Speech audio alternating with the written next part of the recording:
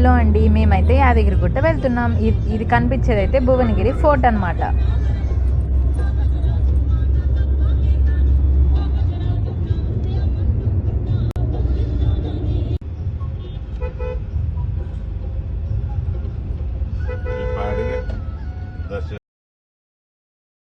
యాదగిరిగుట్ట దర్శనం అయిపోగానే దాని దగ్గరలోనే ఉన్న స్వర్ణగిరి టెంపుల్కి వెళ్ళామన్నమాట.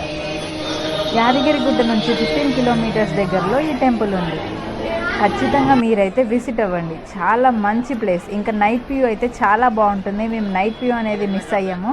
ఫస్ట్ టైం వెళ్ళాము, బట్ చాలా గుడి చాలా బాగుందన్నమాట.